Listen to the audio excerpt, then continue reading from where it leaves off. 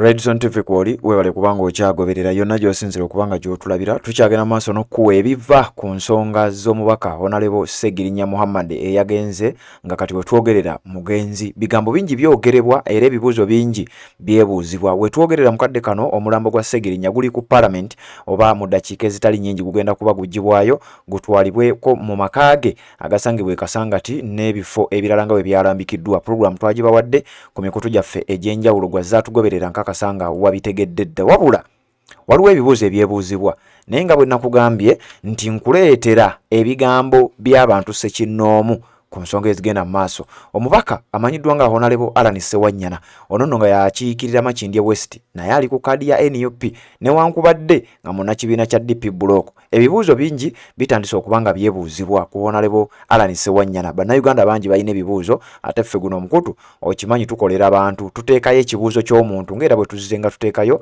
endowooza za buli muntu naawe oba olina endowooza yo era bwe tuti bwe tutera okubeera nga tukola. Bigambo by'ogenda okuwulira mu katambi ke ngenda okukuwa si bigambo bya mukutu guno yadde abaguddukanya wabula bigambo by'abantu ssekinnoomu. Okusooka okuzzaako emabega nga sinakuwa bibuuzo bino bibabuuza Ssewanyana emabegako eri ng'ennaku z'omwezi 21/2021 nga baakamala ebisanja emyaka 5 gyokka mu kisanja kyabwe eky'emyaka 5. Honorable Ssewanyana ne Honorable Ssegirinya bonna kooti yabayita nga babasalidde omusango oba nga babayise beewozeeko ku bigambibwa okuba mbu baali balina kye bamanyi ku bijambiya ebyatemwa abantu e Masaka newankubadde nga His Excellency Robert Kyagulanyi Ssentamu yavuddeyo n'ategeeza nti Ssegirinya ng'akyalina mwana muto ebijambiya ebyo byalinga bitemebwa e Masaka naddala ng'eggwanga ligenda mu kalulu ekitaategerekeka kigendererwa kyalinga ki. Kakati Honorable Ssegirinya yali mu ggwanga lya Netherlands. Okusinziira ku katambi nga ne Honorable Ssegirinya yennyini annyonnyola yategeeza nti bombi tebaaliwo wabula baabasamoninga ne babategeeza nti mujje ku poliisi mubeere nga mwennyonnyolako ku bigambibwa okuba nti mulina kye mumanyi ku bijambiya ebyatemwa e Masaka. Bano bombi bazze basibwa bombi wabula embeera ya Ssegirinya etabuse nnyo okusinga eya Alan Ssewanyana. Abantu abamu balina ekibuuzo beebuuza lwaki Alan Ssewanyana ye alyokke. Bino n'ebibuuzo bibuuziddwa ku social media platforms ez'enjawulo era ojja kwongera okugenda maaso n'okuba ng'olaba era ebibuuzo nga still bikwata ku nsonga y'emu. Alan Ssewanyana ne Ssegirinya Muhammad bonna baali mu kkomera era baatambuliranga mu makomera ge gamu era baatambulanga babiri. Bwe babajja ekigo baabeeranga babiri, bwe babatwala ekitalya baabeeranga babiri, buli kkomera gye baabatwala baalinga babiri, okubaleeta mu kkooti bajjanga babiri. Naye ebibuuzo bingi bitambulira ku mboozi eno. Abantu beebuuza lwaki Alan Ssewanyana ye mulamu tteke emabegako awo nga baakava mu kkomera bonna baagendako mu mawulire okubeera nga boogera.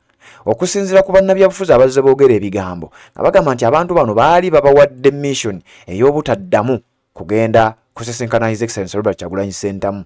Ekintu ekigambibwa okuba nti ye Alan Ssewanyana yakikolerawo wabula Ssegirinya yakalubamukko naddala nga yakava mu kkomera. Kakati abantu beebuuza Ssewanyana kiki kyamanyi era waliwo wano abalumiriza baga Ssewanyana ateekwa okuba ng'alina ne kyamanyi ku nfa ya Ssegirinya.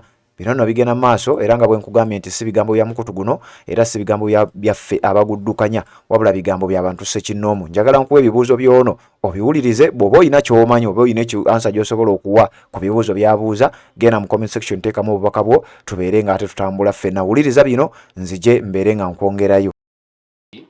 N'ekirala nina ekibuuzo kye njagala okubuuza media. Lwaki Ssegirinya ye yekka y'alina obuzibu obwo naye nga babasiba abantu bameka? Babasiba abantu babiri.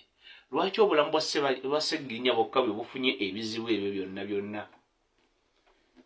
Alan Ssewanyana ye nga yetayise mu mbeera Ssegirinya gy'ayitamu. Ekibuuzo ekyo weekiri. Lwaki Ssegirinya yafunye okutawaanyizibwa mu bulamu bwe naye nga bonna baabasibira obukintu eki? Lwaki obutwoli yewe yali ano teyabulya? Alan Ssewanyana enfa ya Ssegirinya olina okuba ng'ogimanyiiko. ku bibiri nga either you are an agent nga gwe wali olina kumaliriza nga gwe wali olina kuteekawo kateni nti gavumenti nga even you are paid kubanga tolina akuwadde wakuluma n'awamu naye omusajja bukyanga ava mu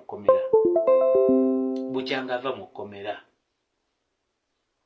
obulamu bwe tebwaddamu kutereera uno ali Kenya uno ali Netherland uno ali Musambya uno ali Lubaga bamutambuza mu malwaliro ag'enjawulo gwe bali bakutambuza luddawa ye wali ogenze mu kiliniki ki wengamba nti naawe oli kasajja Allan Ssewanyana wengamba nti naawe oli kasajja ate ng'ebyafaayo biraga wembanga ngenze n'entandika okutakula wakolerako mafia gwe bayita Pastor Ssenyonga. Pastor Ssenyonga is a state agent. Wali oweereza bya mizannyo ku Top Radio. Okitegeera wali oweereza bya mizannyo Allan Ssewanyana ku Top Radio. Gwe lwaki gwe toli mulwadde kuba nange mbadde nsula naawe wali badde oli mulwadde nga Sseggirinya naye ensi yakusiriikirira tekwogerako tekola ki gwaggwa n'okusasula n'osasulwa nekiggwa naye eyo enkola ey'okuba nga mugenda mutugumbula abantu mutta abantu mugenda ne mu makomera naye nga musaavinga mukimanyi muli ku mission eya Lutabayisirwa. Mission ya Lutabayisirwa ye buli kimu yakikola bw'atyo okusobola okuba nti akamafurejinga. Gwe lwaki toli mulwadde? Sseggirinya abadde mulwadde, gwe lwaki toli mulwadde? Kitegeera gwe lwaki toli mulwadde?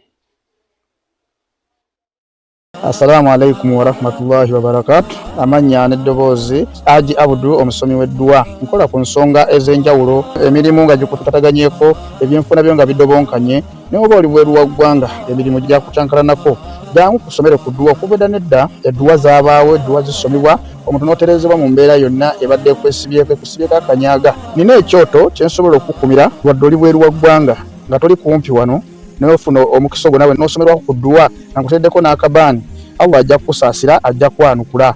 Kuba ku namba yange y'essimu 0752 44 71 56 ne ku WhatsApp kwendi mpereza obubaka sobole okuyamba. Assalamu alaikum wa rahmatullahi wa barakatuh.